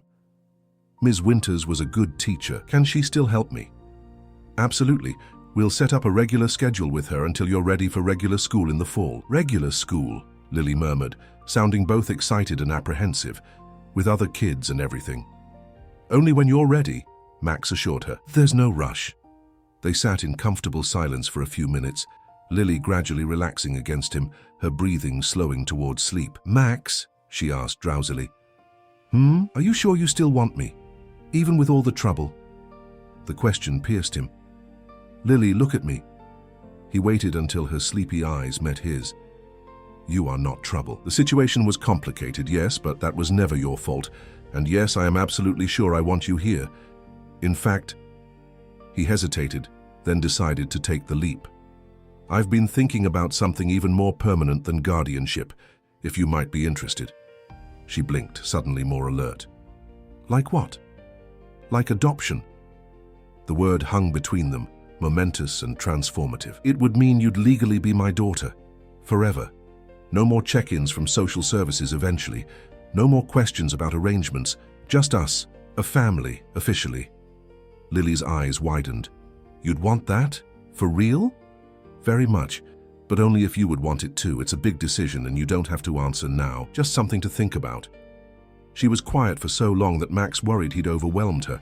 Then, in a small voice, "Could I call you Dad, if that happened?" A lump formed in Max's throat. "You could call me Dad now if you wanted to. You don't need papers for that." Lily considered this with her characteristic seriousness. "Not yet, but maybe soon, when it feels right." "Whenever you're ready," Max agreed, marveling at this child's emotional wisdom.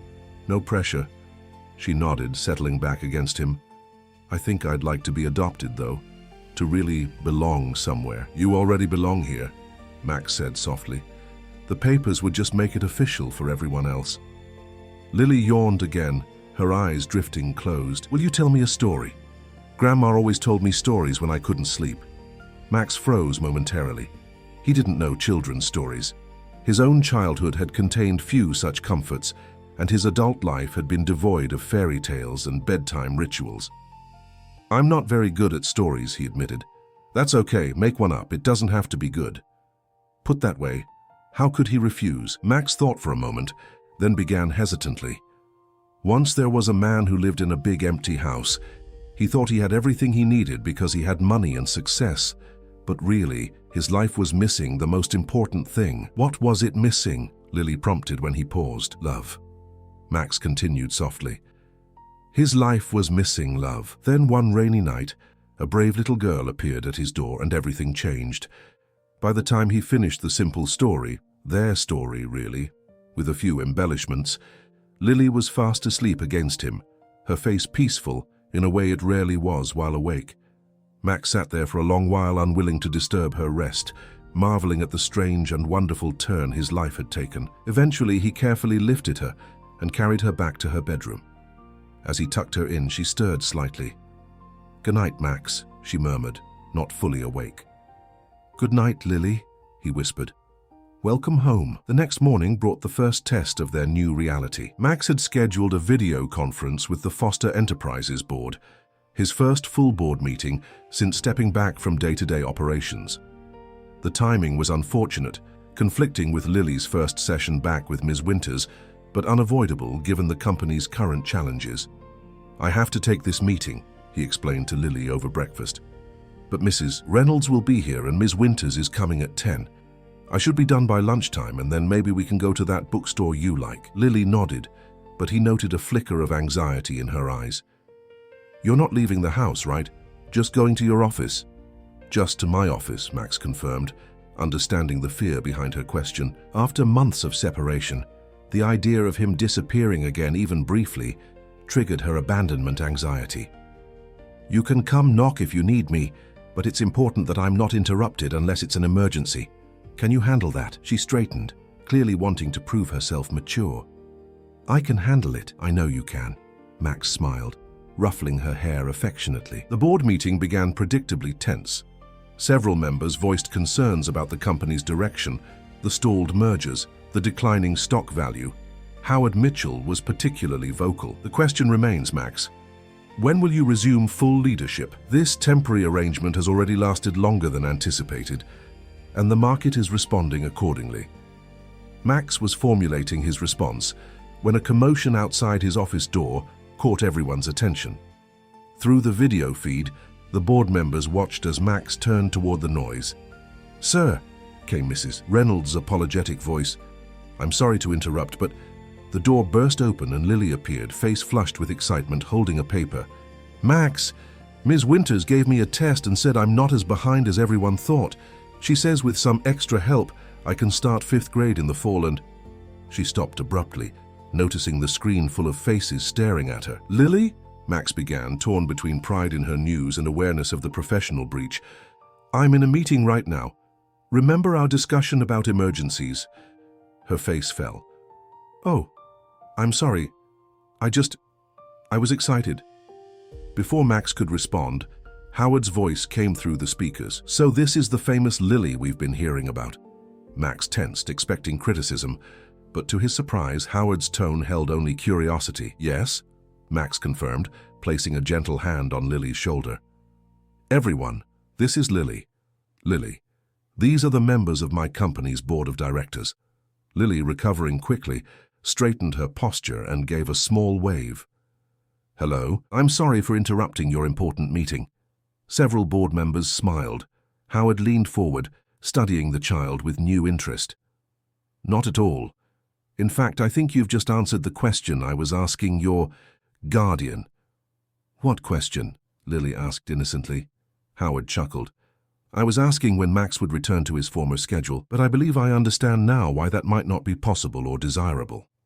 Max felt a curious shift in the virtual room, the tension easing, the rigid corporate masks softening as board members saw not an abstract situation that had distracted their CEO, but a real child with a gap-toothed smile and excited news about school progress. "Perhaps," said Janet Chen, the usually stern CFO, "we should be discussing more flexible leadership models rather than expecting a return to past patterns.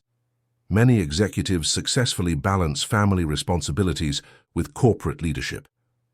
"Precisely what I've been suggesting," Eleanor Wade added smoothly. As the conversation shifted toward constructive solutions rather than criticism, Max felt Lily start to withdraw, aware she was still intruding.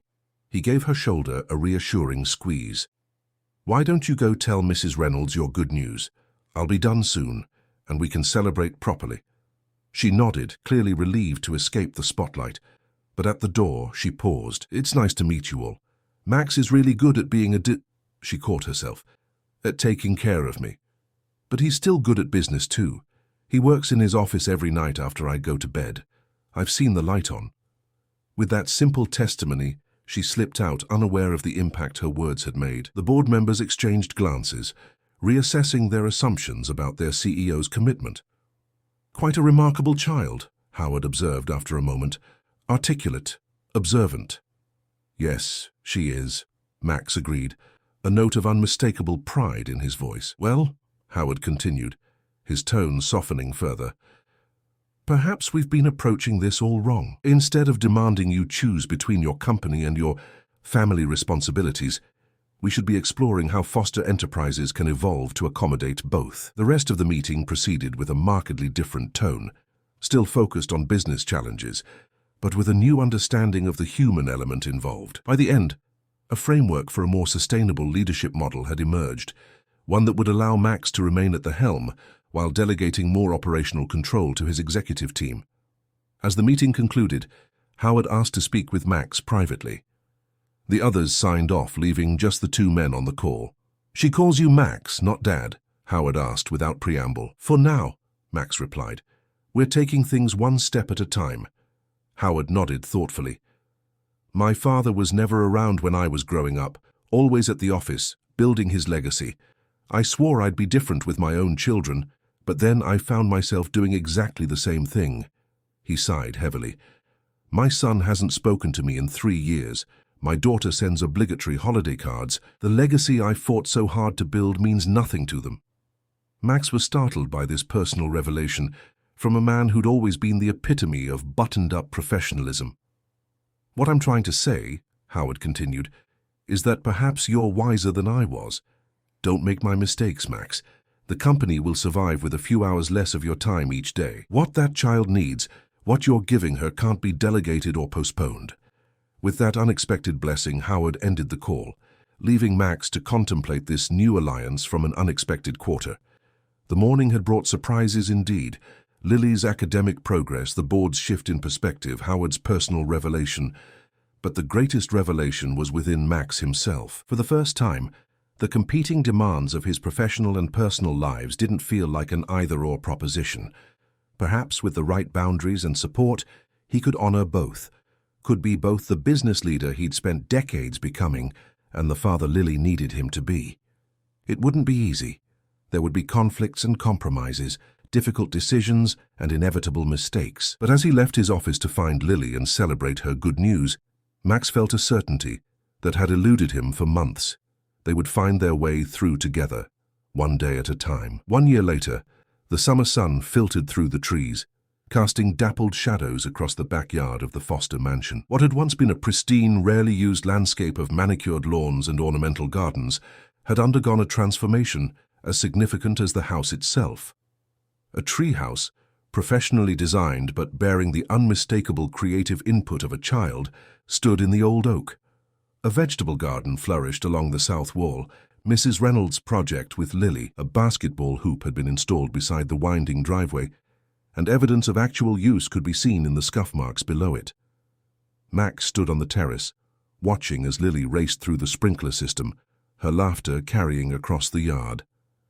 At 11, almost 12, as she frequently reminded everyone, she still found joy in simple pleasures like running through water on a hot day. The change in her over the past year had been remarkable. The watchful wariness had largely faded from her eyes. She no longer hoarded food or flinched at sudden movements. Her academic progress had exceeded everyone's expectations, allowing her to enter 5th grade on schedule the previous fall. "Lemonade, sir?" Mrs. Reynolds appeared at his side, offering a tray with 2 glasses. "Thank you." Max took a glass, gesturing for her to join him if she wished. Their relationship had evolved over the past year, the formality softening as they became co-conspirators in the project of raising Lily. "The guests should be arriving soon," she reminded him.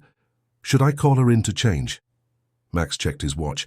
"Give her a few more minutes. It's not every day we celebrate an adoption becoming final." The word still felt miraculous on his tongue. After months of additional home studies, interviews, legal proceedings and paperwork, the final adoption decree had been signed the previous week. Lily was now legally and irrevocably Lily Carter Foster, his daughter in the eyes of the law as well as in his heart. Today's gathering was a celebration of that milestone, a small party with the people who had become their extended family. Eleanor Wade, who had fought so tenaciously for their legal case, Miss B.C. Winters, the tutor who had helped Lily catch up academically and had become a trusted mentor, Thomas and his wife, a few of Lily's new friends from school and their parents, even Howard Mitchell and his wife, whose support had proven unexpectedly valuable. There was one additional guest, however, who made Max's stomach twist with nervous anticipation. After months of hesitation, false starts and encouragement from Lily, he had finally reached out to his brother. The initial contact had been awkward. A brief email explaining who he was and why he was reaching out after so many years. James's response had been cautious, but not unwelcoming. Several phone calls had followed, each progressively less strained, as the brothers began the delicate work of rebuilding a relationship long thought dead. Today would be their first face-to-face meeting in nearly 25 years. James and his family were driving in from Minneapolis, especially for the occasion, a gesture that both honored Max and terrified him. What would his brother think of the life he'd built? Would he see only the wealth and privilege, Or would he understand the deeper changes that had occurred? "Dad, watch this!" Lily called, pulling Max from his thoughts as she performed an elaborate cartwheel through the sprinkler. Her hair, longer now and streaked with summer highlights, flew out in a golden arc as she spun. "Impressive," he called back, smiling at the casual use of Dad, a title she had begun using a few months earlier, initially tentatively, but now with comfortable frequency. The first time she'd said it had been ordinary, yet extraordinary, passing him the salt at dinner with a simple, "Can you reach that, Dad?" The word had hung in the air between them, new and powerful, until Max had managed to respond normally while his heart performed acrobatics in his chest. The doorbell rang, signaling the arrival of the first guests. Mrs. Reynolds went to answer it while Max called to Lily. "Time to get ready, sweetheart. People are starting to arrive." She nodded, giving the sprinkler one last run-through before jogging toward the house, leaving wet footprints across the terrace. "Is Uncle James here yet?" she asked, accepting the towel Max held out. "Not yet. They should be here soon." Max still marveled at how easily Lily had embraced the concept of an uncle she'd never met, immediately assigning him the familiar title and peppering Max with questions about what James was like, what his children, her cousins, enjoyed doing, whether they might like her. "I'm nervous," she admitted, toweling her hair. "What if they don't like me?" "Impossible," Max assured her, touched by her vulnerability. "They're going to love you. How could they not?" She shrugged, suddenly looking very young despite her approaching adolescence. "Sometimes people just don't like other people. Jenny Miller at school doesn't like me, even though I never did anything to her." "Well, Jenny Miller is clearly missing out on knowing an amazing person," Max replied, guiding Lily toward the door. "But I promise, your cousins are going to think you're the coolest person they've ever met. Now go change before you catch a chill." "It's 90 degrees out, Dad," she pointed out with preteen exasperation. "I'm not going to catch a chill." "Humor me," Max said, giving her a gentle nudge toward the stairs. "And wear that new dress if you want to. The blue one." Lily rolled her eyes but headed upstairs with a bounce in her step that suggested the dress had already been her plan. By the time she returned, wearing the blue dress, her damp hair neatly braided, several guests had arrived. Eleanor Wade was deep in conversation with Howard Mitchell near the buffet. Ms. Winters was admiring the new family photographs that lined the hallway, professional portraits taken to commemorate the adoption, showing Max and Lily in coordinating outfits, their resemblance not of blood, but of expression, of shared joy. "You look beautiful," Max told Lily as she joined him, accepting the compliment with only mild embarrassment. "When are they coming?" she whispered, scanning the growing crowd. "Any minute," Max assured her, checking his watch again. His brother had texted from the road an hour earlier, reporting good progress on their drive. As if summoned by their conversation, Mrs. Reynolds appeared at Max's elbow. "Sir, they're here." Max felt his heartbeat accelerate. "Show them in, please." Lily slipped her hand into his. Whether offering or seeking reassurance, he wasn't sure, but he squeezed it gratefully. The moment of James's entrance seemed to unfold in slow motion. He was taller than Max remembered, his hair grayed at the temples, his face weathered but handsome. Beside him stood his wife, Andrea, a warm-looking woman with kind eyes, and behind them, 3 children ranging from approximately 8 to 15 years old, all bearing the unmistakable foster features, the strong jawline, the expressive eyebrows, the cleft chin that Max and James had inherited from their father. For a suspended moment, the brothers simply looked at each other across the room. 2 men shaped by the same difficult beginning, but separated by decades of different choices and circumstances. Then James smiled, the same crooked smile Max remembered from childhood, and stepped forward, hand extended.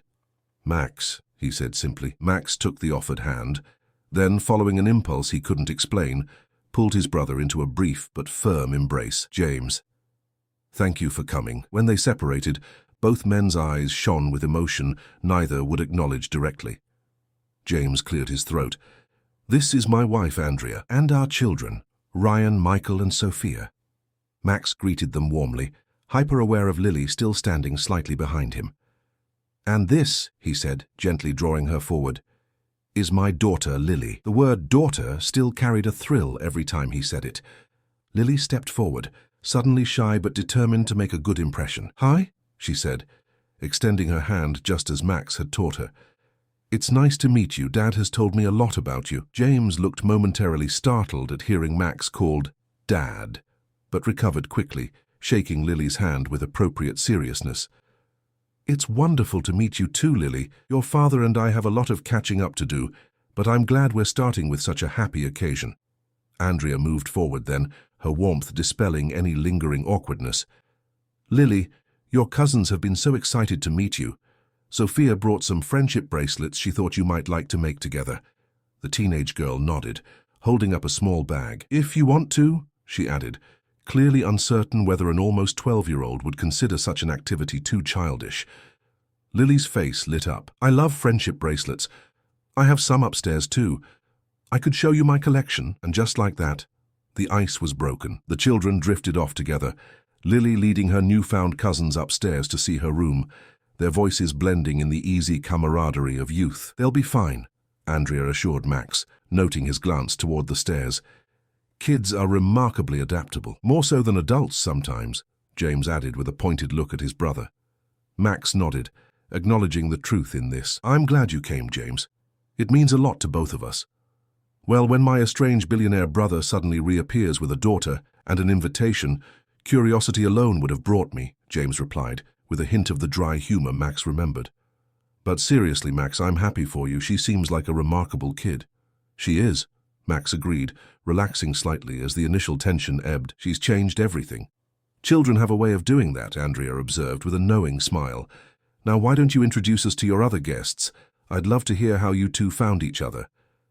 As the party progressed, Max watched with growing wonder as the various parts of his life, so long kept separate and compartmentalized, began to blend and integrate. Eleanor, Wade, and James found common ground discussing legal issues facing small businesses.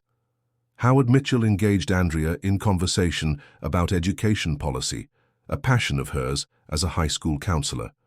Mrs. Reynolds fussed over all three of James's children as if they were her own grandchildren, and Lily moved seamlessly between groups, the undisputed center of the celebration, her confidence growing with each successful interaction. During a quiet moment, Max found himself alone with James on the terrace, both men nursing drinks as they watched the children playing an impromptu game of tag in the yard below. You've done well for yourself, James commented, gesturing toward the expansive grounds. I always knew you would. Max detected no bitterness in the observation, only a matter-of-fact acknowledgement. I got lucky in a lot of ways. Luck and brains and determination, James corrected. Don't sell yourself short, little brother. The familiar nickname, unused for decades, caused a lump to form in Max's throat. I should have reached out sooner, he said quietly. After you got out, after you got back on your feet. There's no excuse for how long I stayed away. James was silent for a moment, considering the amber liquid in his glass. I used to be angry about that, he admitted finally. Felt like you'd left me behind, like I was some embarrassing reminder of where you came from. That's not, Max began, but James held up a hand. Let me finish. I was angry for a long time, but then I got sober, got married, had kids of my own, started building something I could be proud of, and somewhere along the way I realized that holding on to that anger was only hurting me. You made your choices, I made mine. We both survived. More than survived, Max observed, glancing at the children below. Exactly. James turned to face him directly. So when you reached out, I figured, why not?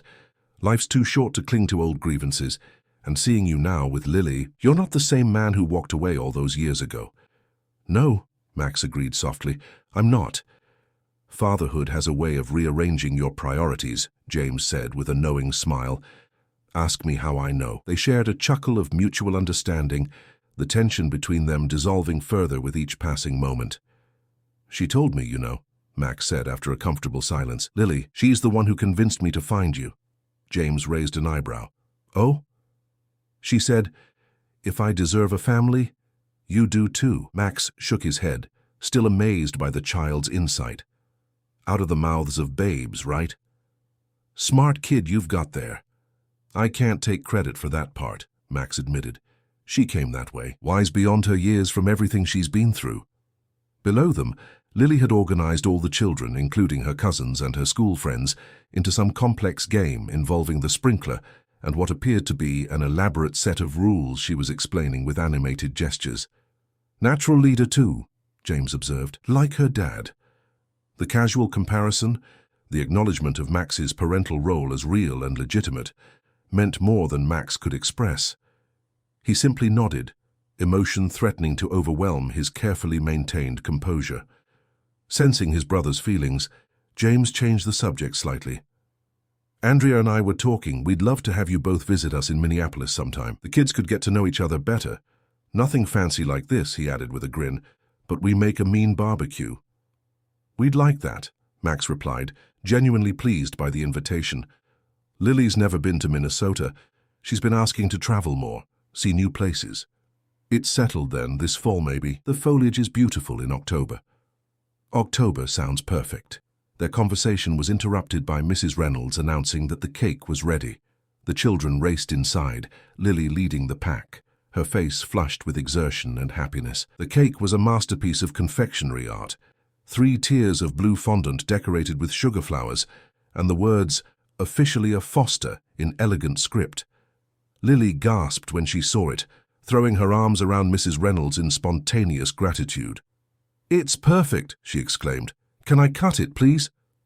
"With help," Max stipulated, stepping forward to assist with the large cake knife. As everyone gathered around, Howard Mitchell unexpectedly cleared his throat.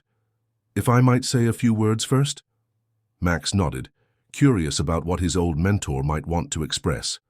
Howard raised his glass. "To Max and Lily Foster," he began formally. "When I first heard about this situation a year ago, I'll admit I was skeptical. I thought Max was throwing away everything he'd worked for on some impulsive charitable gesture." A ripple of nervous laughter moved through the guests who knew the history of Max's battle to become Lily's guardian. "I've rarely been so happy to be proven wrong," Howard continued, his voice softening. "What I've witnessed over this past year has been nothing short of remarkable. Not just a child finding a home, but a man finding his purpose. Foster Enterprises hasn't suffered. In fact, our new leadership model has made the company more resilient. And our fearless leader has discovered there's more to life than quarterly earnings." He raised his glass higher. "So here's to the newest official member of the Foster family. Lily, you've already changed one life immeasurably for the better. I suspect you'll go on to change many more." "Hear, hear," Eleanor called, raising her own glass. Lily beamed, clearly delighted by the impromptu speech. Max placed a hand on her shoulder, overwhelmed by the journey that had brought them to this moment. "Speech," someone called. "Dad's turn for a speech." Max shook his head ruefully. He could address boardrooms and shareholder meetings without breaking a sweat, but speaking about something this personal, this meaningful, was entirely different. "I'm not sure I can put into words what today means," he began carefully. "A year and a half ago, my life was complete on paper. Successful, enviable even, but hollow in ways I didn't fully recognize." He looked down at Lily, who gazed back with absolute trust and affection. "Then this extraordinary young lady showed up at my gate one stormy night, and nothing has been the same since. She taught me that true wealth isn't measured in bank accounts or business holdings. It's measured in moments of connection, in laughter shared over burned pancakes, in the privilege of watching someone grow and thrive." Max felt his voice growing rough with emotion, but continued. "Someone once asked me what I wanted from Lily, suggesting that no one does something for nothing. The truth is, she's given me far more than I could ever give her. A reason to come home at night, a reason to build a future beyond the next business deal, a reason to reconnect with family I'd left behind." He nodded toward James, who raised his glass in acknowledgement. "So while today makes official what we've known in our hearts for some time, that we are father and daughter in every way that matters, it's really a celebration of something larger. It's about the families we're born into, and the families we choose. It's about second chances and new beginnings." Max placed the cake knife in Lily's hand, covering it with his own. "Lily Carter Foster, you have made me the proudest father on earth. Here's to making it official, and to all the adventures that lie ahead." As applause filled the room, Lily looked up at him with shining eyes. "That was a good speech, Dad," she whispered, "even if it was a little mushy." Max laughed, the joy bubbling up unstoppably. "Sorry about that. Now let's cut this cake before I get even mushier." Together they pressed the knife into the top tier, symbolically marking the beginning of their official life as a legal family. As pieces were distributed and conversation resumed, Max found himself observing the scene with a sense of wonder. His home, once a showcase of wealth but little warmth, now overflowed with laughter, conversation, and genuine connection. In one corner, James and Andrea chatted comfortably with Eleanor and Ms. Winters. Near the windows, Thomas's wife was showing Mrs. Reynolds photos on her phone, both women smiling over some shared joke. The children had migrated to the floor, eating cake with more enthusiasm than elegance. Lily at the center of the group, her face animated as she told some story that had her cousins and friends giggling. Howard appeared at Max's side, plate in hand. "Quite a change from the corporate gatherings you used to host," he observed, following Max's gaze around the room. "For the better, I think," Max replied. "Undoubtedly." Howard sampled the cake appreciatively. "You know, I've been thinking about what you said in that board meeting last year, about redefining stability. You were right.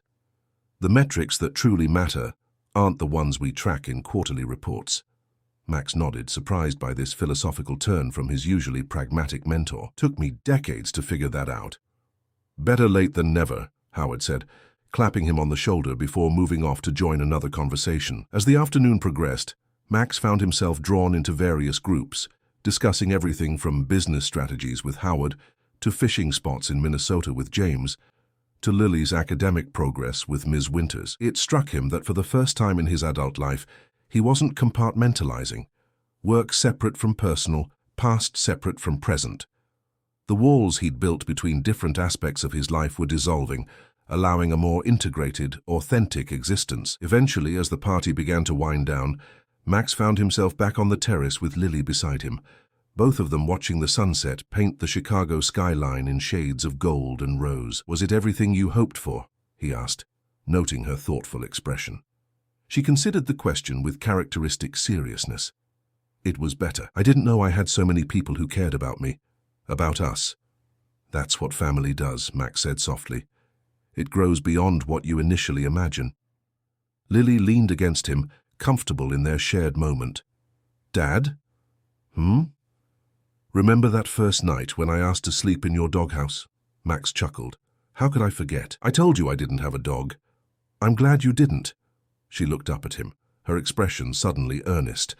"Because then you might have just let me stay in the doghouse instead of inviting me inside, and everything would be different." The simplicity and truth of this observation struck Max forcibly. How easily their paths might not have crossed. How many small decisions and circumstances had aligned to bring them to this moment. "I think," he said carefully, "that some things are meant to be. Some connections are just waiting to be discovered." Lily nodded, satisfied with this explanation. "Like you and Uncle James, too. That was waiting to happen." "Yes," Max agreed, glancing through the window to where his brother was helping Andrea gather their children's belongings, preparing for the drive to their hotel. "Some relationships just need the right time and circumstances. And courage," Lily added pointedly. "You needed courage to call him." "I had help with that part," Max reminded her, squeezing her shoulders gently. "A very wise, almost 12-year-old gave me a push in the right direction." Lily grinned, pleased with this acknowledgement of her role. "We helped each other, I think. That's what families do."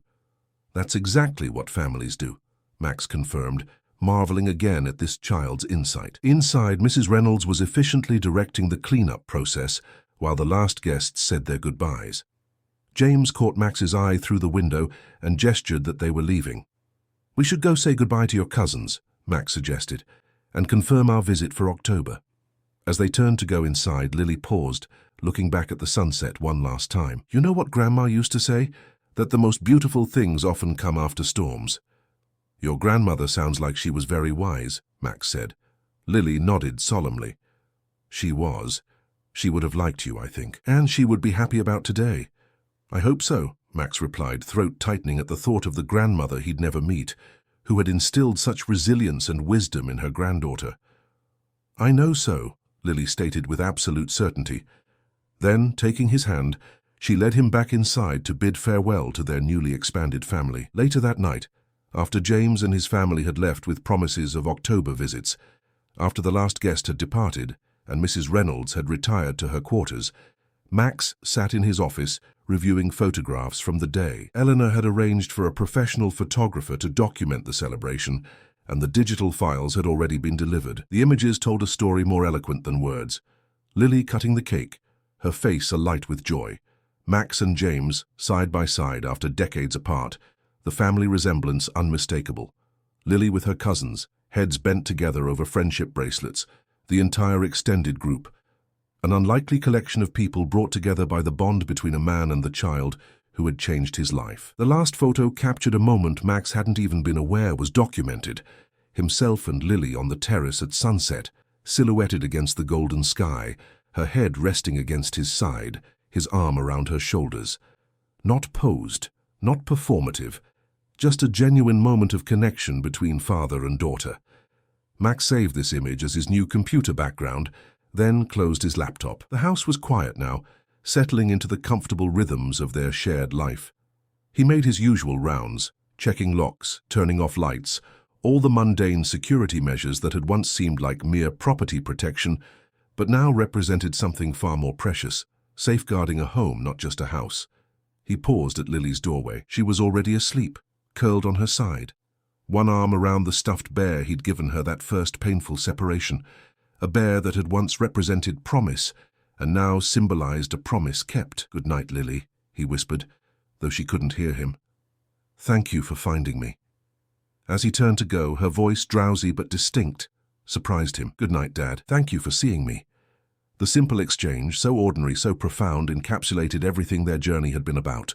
Recognition, connection, the transformation of two solitary souls into something greater than themselves, a family. Max closed her door gently and headed to his own room, certain of one thing above all others.